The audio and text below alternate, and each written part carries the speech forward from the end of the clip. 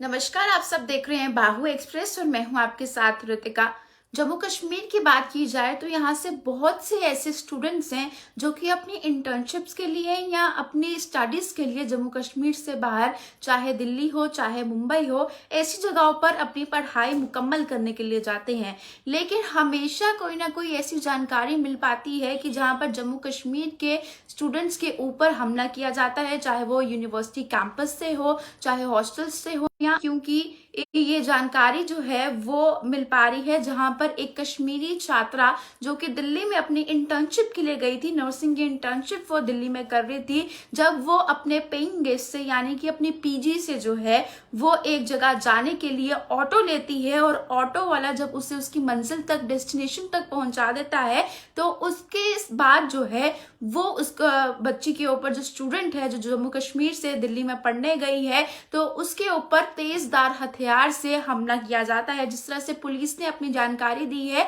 या जिस तरह से जानकारी मिल पा रही है उससे बताया गया है, एक शार्प ऑब्जेक्ट यानी एक नाइफ से जो है ऑटो चालक ने उस स्टूडेंट के ऊपर हमला किया, क्योंकि उनके बीच में एक बहस छिड़ गई थी और वो थी पेमेंट को लेकर, फेयर को लेकर, यानी कि पैसे को लेकर जो है एक बहस हो गई थी। और ये बहस जो है वो मोड ऑफ पेमेंट से थी, जबकि वो छात्रा ऑनलाइन पेमेंट करना चाहती थी और ऑटो ड्राइवर ये कह रहा था कि उसे कैश में पेमेंट चाहिए। लेकिन कैश में पेमेंट ना होने की वजह से इस तरह से उनके बीच में बहस जो है वो गरमा उठी, जिसके बाद ऑटो चालक ने उस कश्मीरी स्टूडेंट के ऊपर अटैक किया और एक तेजधार हथियार से जब उस पर अटैक किया गया तो उसके लोअर एब्डोमेन में काफी इंजरीज आई है, जिसके बाद मौके पर उसे अस्पताल, प्राइवेट अस्पताल पहुंचाया गया और इसका इलाज जो है वो अब चल रहा है। तो फिलहाल जानकारी के मुताबिक ये बात सामने आई है कि वो जो स्टूडेंट है वो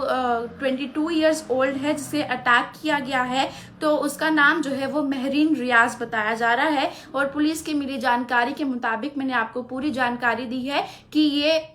एक फेयर को, मोड ऑफ पेमेंट को लेकर जो है ये बहस छिड़ी थी, जिसके बाद उस ऑटो चालक ने अपना मानसिक संतुलन खो दिया और उस बहस के बीचों बीच जो है वो तेजधार हथियार उठाया और उस कश्मीरी स्टूडेंट के लोअर एब्डोमेन की ओर जो है वो अटैक कर दिया, जिसके बाद उसे प्राइवेट अस्पताल में जो है वो इस चीज का इलाज चल रहा है। और ऐसे में जो जानकारी मिल पा रही है उसमें 324 सेक्शन यानी voluntary causing hurt by dangerous weapons, इसके तहत 506 punishment for criminal intimidation of Indian penal code, इस सेक्शंस के अंडर जो है वो उसी रात को कंप्लेंट दर्ज करा दी गई थी। और ये रात का यानी कि 8:30 बजे तक का मामला है, जब वो बच्ची पेइंग गेस्ट से जो है वो अपने किसी डेस्टिनेशन पर जाने का प्रयास कर रही थी और ऑटो लेने की वजह से वहां पर मोड ऑफ पेमेंट पे ऐसी लड़ाई हुई। और जिस तरह से जानकारी मिल पाई है, आपको बता दूं, JKS से यानी Jammu and Kashmir students association की ओर से दिल्ली के लेफ्टिनेंट गवर्नर को